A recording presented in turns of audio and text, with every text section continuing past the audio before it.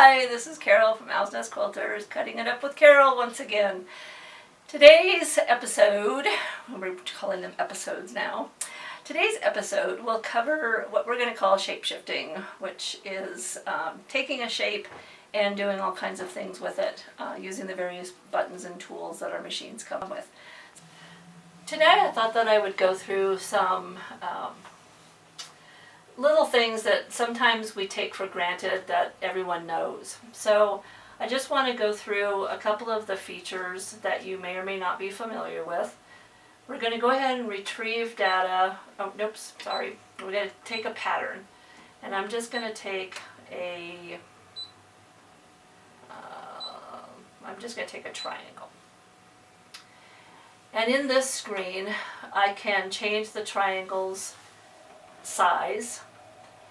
The default is that the aspect ratio is on. An aspect ratio means that it will increase proportionally lengthwise and widthwise. You can also take that off. This button right here, where you've got the arrow going vertically and another one going horizontally, is the aspect ratio button. And right now it's white, and so when I move increase, you can see that the numbers are increasing at the same rate, and then also going down. Now if I took the aspect ratio off, making it blue, if I take the height, then just only the height is changing and the width is staying the same. And likewise, if I wanted to make this a really tall skinny, because I am going to do a tree, then I would want to take the aspect ratio off so that I have a longer, skinnier triangle than what it would allow me to do if it was proportionally enlarging. I can also, at this point, tell the machine how many I want. So I'm going to do 3 of them, and I'm going to set it. I don't have enough space on the mat, so it's telling me that the maximum number that I can have is 2. So the machine does a lot for us in terms of planning and so on.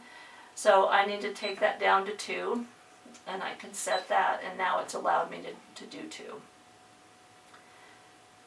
At this point, I can either save it, and I can save it to my machine wirelessly, like to my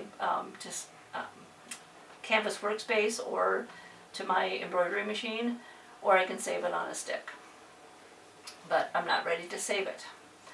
I can add objects. So if I wanted to add another pattern and I wanted to add a circle, which is right there, and I can set that. I don't have enough space on my mat, but I probably do if I take my circle down, because I did have a little space between my peaks. See if that will allow me. Yep. So now I have a moon rising between my trees. So I can cut all 3 of those things out at the same time. Then there are other things. Let's see. Let's delete my triangles.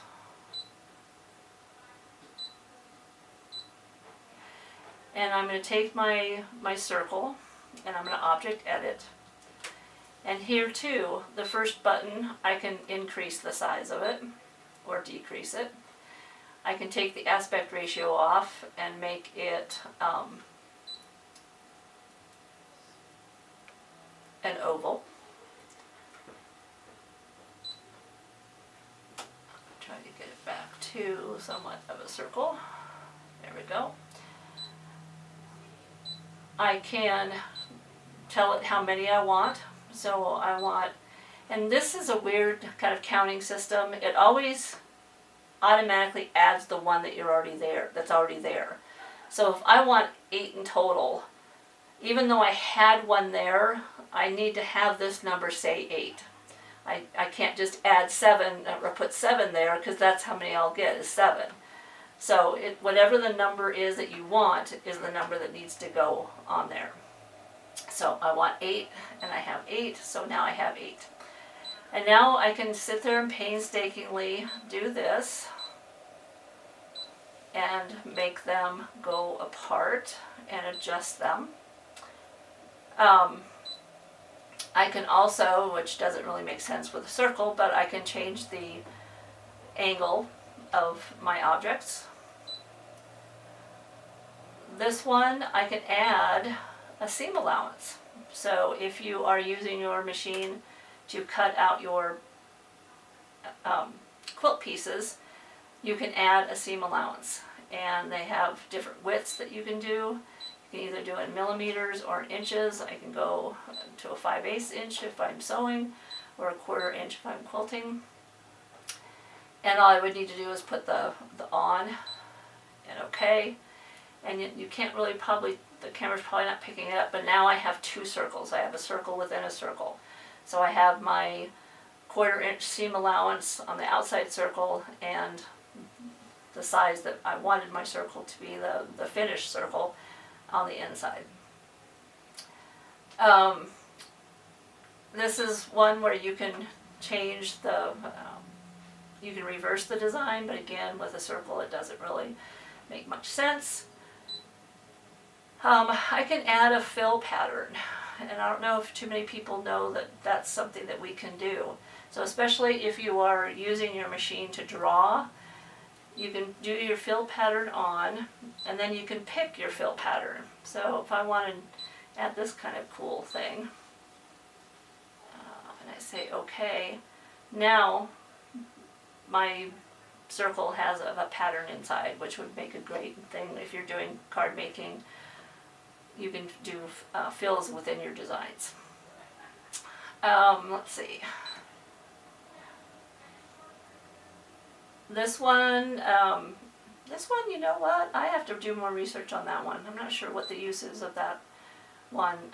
These last three I don't know as well, so I'm not going to address those this time, but I will get back to you because I have always wondered what those do.